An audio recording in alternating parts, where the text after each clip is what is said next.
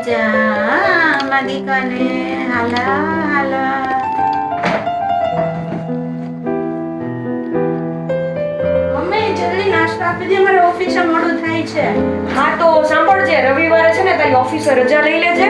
મહેતાજીનો છોકરો જોવા આવવાનો છે, તો આપણે એને ટાઈમ આપ્યો છે, તો રવિવારે થોડીક તું રજા લઈ લે તો સારું રહે બધાને.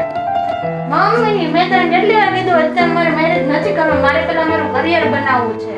તો તને ભણાવી છે શું લેવાના અમે લોકોએ? તારે ભણી ગણીને છેલ્લે તો અંતે તો સાસરે જ જવાનું છે.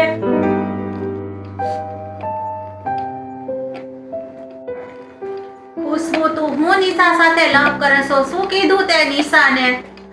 હું ઈ મોઢું ચડાવીને બેહી ગઈ છે.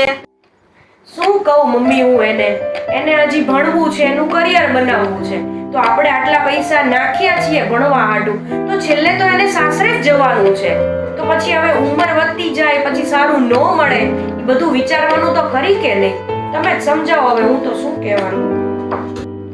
જો ખુશબુ, તારા પપ્પાને ગયા પછી મેં કાચની બંગડી તોડીને લોખંડના કડા પહેર લીધા, પારકા કામ કર્યા, આ કર્યું ઓલું કર્યું, પેટે પાટા બાંધીને તને ભણાવી ગણાવી સક્ષમ કરી, ત્યારે તું અત્યારે પગભર ઊભી છો ને, એને એની રીતે ભણીને એના પગભર ઊભી રહેવા દે, એટલે ઈ એનું કરી શકે.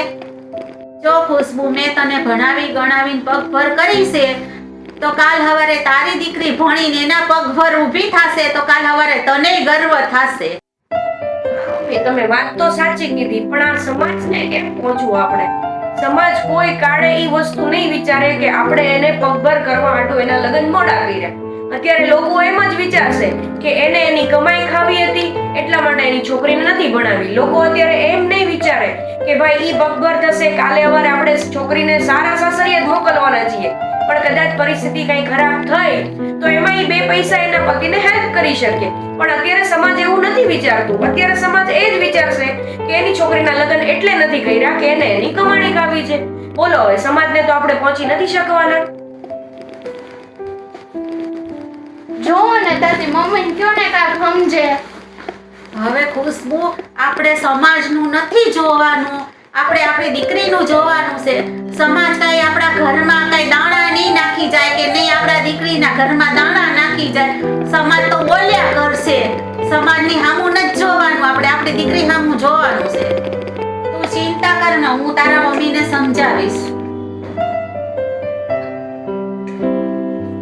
નિશા, તારો નાસ્તો જરી કઈ ટેન્શન ન લેતી.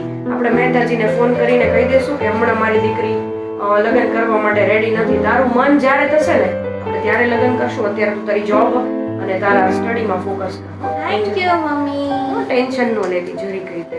તમ તારે તું તારી રીતના પગ ભરતા હો ને. જો બંગડી કાચની હોય તો તૂટી જાય, પણ સ્ત્રીના ઈરાદા જો મજબૂત લોખંડ જેવા હોય તો એ આખો વિશ્વ પણ જીતી શકે છે. આવા જ અમારા વિડિયો જોવા અમારા ચેનલને સબસ્ક્રાઇબ કરજો.